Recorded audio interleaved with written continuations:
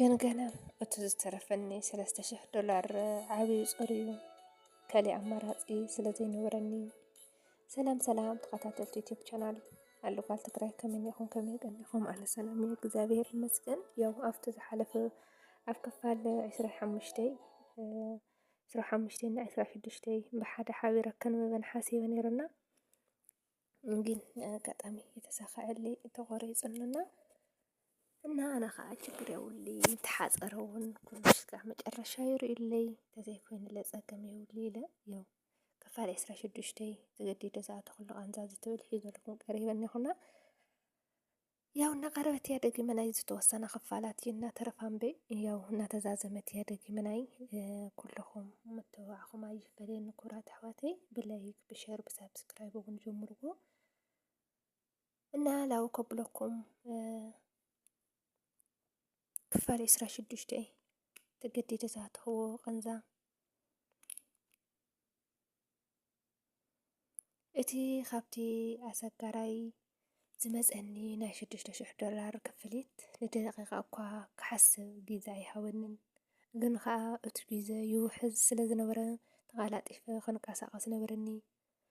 ብዘይ ውልውል ነቲ ኣብ ኣንገላ ኮይኑ ንስራሐይ ዝጥቀመሉ ዝነበርኩ ኩሉ ንብረተይ እተን ሒዘየን ዝነበርኩ ቁሩብ ናይ ጥሪት ገንዘበይ ብሕሳር ዋጋ ቀልጢፈ ክሸጥ ክኸውን ድሕሪኡ ናብቶም ናይ ካብ ቁልዕነተይ ጀሚሮም ዘፍቅሮምን ሓደ መዓልቲ እኳ ጠሊሞም ዘይፈልጡ ናይ ቀደም መታዓቢተይ ኣዕርኽተይ ብቴሌፎን ተረኸብኩ። ቀንዛይ ኣካፈልክዎም ንሳቶም እውን ካብቲ ዘለዎም ኣዋፂኦም ሓገዙኒ ንብረተይ ሸይጠ ናይ ኣዕርኽተይ ደገፍ ተወሳኺ ብሓባር $3000 ብቻ ኣከህኹ። ግን ገና እቲ ዝተረፈኒ $3000 ዓብዪ ጾር እዩ። ካልእ ኣማራፂ ስለ ዘይነበረኒ ተስፋ ብምዝቆርፅ ስምዒት ናብ ኣሕዋተይ ደወልኩ። ዘጋጠመኒ እቲ ናይ ህፃን ህይወትን ብንብዓት ነገርክዎም። ንሳቶም ግን እቲ ገንዘብ ኣማና ስለ ዝበዝሖምን ናይ ስደት ጸልማትን ስለ ዝሰልቸዮም ሄርሞን ብሓቂ ዕረፍቲ ከሊእኻና ኩሉ ግዜ ካብ ሓደ ፀገም ናብ ሓደ ፀገም ክትሰጋገር ጥራይ ኢኻ ትነብር። ግን ሓደ ቅሩብ ግዜ ሃበና እሞ ክንሪኦ ኢና ብሉኒ። እቲ ናይቶም መልሲ ንውሽጠይ ኣቁሰሎ ግን ንዓቶም እውን ክወቅሶም ኣይከኣልኩን። ኣነ ኣብ ማእኸል እዚ ናይ ገንዘብ ጭንቀት ከለኹ እቲ ሰጋራይ ግን ብቴሌፎን ክርብሸኒ ጀመረ። 3 መዓልቲ ጥራይ እዩ ዝወሃበካ። ስለዚ 3 መዓልቲ እንተሓሊፈን ግን እቶም ሸፋቶ ጨካናት እዮም። ነታ ጓልን ነቲ ቆልዓን ክቐትልዎም እዮም እናበለ ዓብዪ ናይ ፍርሕን ናይ ራዕድን የውርድለይ ነበረ። ኣብ ውሽጢ ክፍለይ ኮይነ ብፍርሕን ብንብዓትን እወሓጥ ነበርኩ። ናይቲ ህፃን ድምፂ ኣብ እዝነይ እናተቃድሐ ኣካላተይ የንቀጥቅጠኒ ነበረ። ኣብ ማእኸል እዚ ኩሉ ራዕዲ ግና ሃንደበተ ኣብ ውሽጢ ጥርጣሬ ተወሊደ። እዚ ኣሰጋራይስ ንምንታይ እዩ ከምዚ ገይሩ ዝህውኸኒ ዘሎ?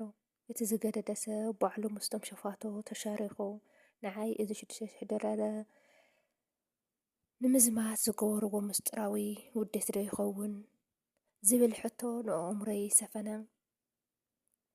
እቲ ኣሰጋራይ ሓቀኛ ድዩ ነይሩ ወይስ ናይቲ ኩሉ ጭካኔ ተዋሳኢ ወይ ባዕሉ እዩ ነይሩ? ግዜ የብለይን። እቲ ሰዓት ተጓይ የላ ሂወተይ ክልተ ሰባት ድማ ኣብ ጫፍ ሞት ተንጠልጢላ ትርከብ። ሎምስ ከዊድኒ በቃ ቅድሚ ዝኾነ ምፍጣሩ ሂወተይ ከጥፍእ ወሰንኩ። ግን ከዓ ፈሪሐ እንታይ ከገብር ከም ዘለኒ ጠፍአኒ። ኣብዚ ህመት ከለኹ ከዓ ሃንደበተ ኣሕዋተይ ደወሉ።